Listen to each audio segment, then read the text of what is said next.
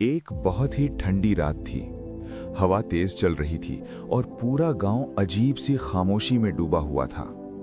कुत्तों के भौंकने की आवाज भी आज कुछ अलग लग रही थी, जैसे वो भी किसी अनजाने खतरे को महसूस कर रहे हों। नमस्कार दोस्तों, आप सबको स्वागत है books with Rinki YouTube channel पर। ये जो कहानी मैं बता रहा हूँ, ये सिर्फ कहानी नहीं, ये है एनिमल फार्म बुक का समरी। वीडियो के एंड में मैं आपको ये किताब का लेसन्स बताऊंगा, जो कि आपको जानना बहुत ज़रूरी है।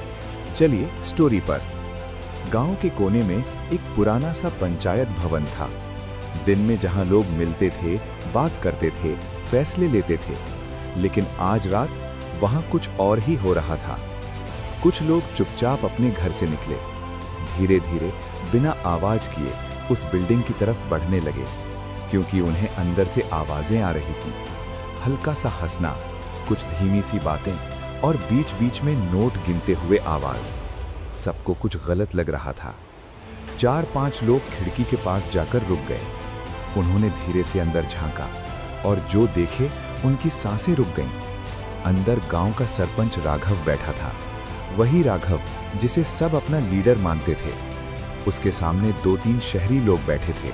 उनके कपड़े, उनका स्टाइल सब कुछ अलग था, और टेबल पर पड़ा था पैसों के बंडल और गांव की जमीन के कागज और दारू की बॉटल्स।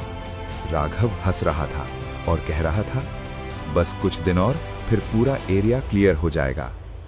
शहरी लोगों में से एक आदमी बोला, और गांव वाले? राघव मुस्कुरा के बोला, उन्हें समझ ही नहीं आएगा, मैं हैंडल कर लूंगा। बाहर खड़े लोगों के पैर जम गए।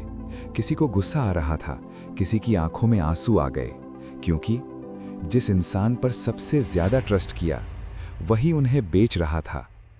वो सिर्फ जमीन नहीं थी, वो उनका घर था, उनकी पहचान थी, उनकी सालों की मेहनत थी, और सबसे बड़ी बात, ये राघव उनका विश्वास था। कुछ साल पहले राघव इस गांव में आया था। सिंपल कपड़े, सीधा सा व्यवहार, हर किसी की मदद करने वाला एटीट्यूड। वो हर घर जाता, लोगों की प्रॉब्लम सुनता, बुजुर्गों का पैर छूता, बच्चों को प्यार करता। धीरे धीरे लोग उससे पसंद करने लगे, ट्रस्ट करने लगे, और फिर उस पर डिपेंड होने लगे। इलेक्शन हुआ और राघव इजीली जीत गया। शुरू के कुछ महीने सब परफेक्ट था। सड़क बनी, पानी का सिस्टम इंप्रूव हुआ, लोग खुश थे, सब बोलते, इस बार सही आदमी आया है। लेकिन धीरे धीरे छोटी छोटी चेंजेस होने लगी। राघव ने मीटिंग्स कम कर दी और बोला, ज्यादा डिस्कशन से कंफ्यूजन होता है, मैं डिसीजन लूंगा, डिस्कशन की कोई जरूरत नहीं। लोग बोले, हाँ सही है। फिर उसने एक और रूल बनाया, जो मेरे अगेंस्ट है वो गांव के अगेंस्ट है। अब लोग डर गए। सवाल पूछना गलत है, अग्री करना सही है। गांव में एक बूढ़ा आदमी था, रामू काका। वो हमेशा बोलता, बेटा इतना पावर एक इंसान को मत दो, सवाल पूछना गलत नहीं होता। लेकिन लोग हंस देते, अरे काका पुराने जमाने के हो, नेगेटिव मत बनो। और धीरे धीरे ट्रुथ बोलने वाला अकेला पड़ गया। राघव ने लोगों को इमोशनली अटैच कर लिया था। वो स्पीचेस देता, मैं तुम्हारा बेटा हूँ, मैं तुम्हारे लिए लड़ रहा हूँ, और लोग इमोशनल हो जाते। लॉजिक बंद, इमोशन ऑन। एक दिन राघव ने मीटिंग बुलाई और बोला, गांव को डेवलप करना है तो थोड़ी जमीन देनी पड़ेगी। लोग कंफ्यूज थे, लेकिन राघव ने बोला, स्कूल बनेगा, हॉस्पिटल बनेगा, जॉब्स मिलेंगी। लोग मान गए। पहले थोड़ी जमीन गई, फिर और हर बार एक नया रीजन, एक नया प्रॉमिस। लेकिन ग्राउंड रियलिटी, कुछ भी डेवलप नहीं हो रहा था। जो लोग अपोज करते, उन्हें अलग कर दिया जाता, उनकी बदनामी की जाती, उन्हें प्रॉब्लम क्रिएटर बोला जाता, और धीरे धीरे सब चुप हो गए। और अब उस रात सबको सच पता चल गया। सब बेच दिया गया था, सब झूठ था, सब मैनिपुलेशन था। बाहर खड़े लोग डिसाइड करते हैं, या तो चुप रहेंगे या सच के लिए लड़ेंगे। इस बार वो चुप नहीं रहे। अगली सुबह पूरे गांव को सब बताया गया। लोग शॉक में थे, फिर गुस्सा आया, फिर एक आवाज उठी, बस बहुत हो गया। लोग एकजुट हो गए, पंचायत भवन घेर लिया। राघव को बाहर आना पड़ा। पहली बार वो कॉन्फिडेंट नहीं था, वो डर गया था। क्योंकि लोग अब इमोशनल नहीं, अवेयर हो चुके थे।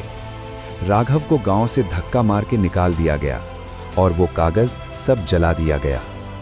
उस दिन गांव वालों को एक बात समझ आ गई, लीडर गलत नहीं होता, ब्लाइंड फॉलोअर गलत होता है।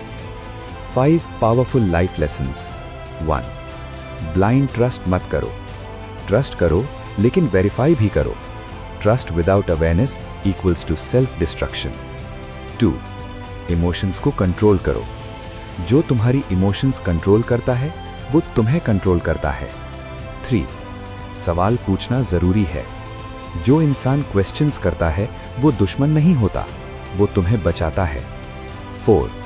पावर को लिमिट करना जरूरी है। अनलिमिटेड पावर किसी को भी करप्ट कर सकती है। Power needs accountability. 5. Awareness is real power. जब तुम समझ जाते हो गेम, तब तुम गेम का हिस्सा नहीं रहते। दुनिया में सबसे खतरनाक चीज तलवार नहीं होती, बल्कि वो इंसान होता है जो तुम्हारी सोच को कंट्रोल कर लेता है। अगर आपको ये स्टोरी से कुछ समझ आया तो कमेंट में बताना। Thank you. जय जगन्नाथ।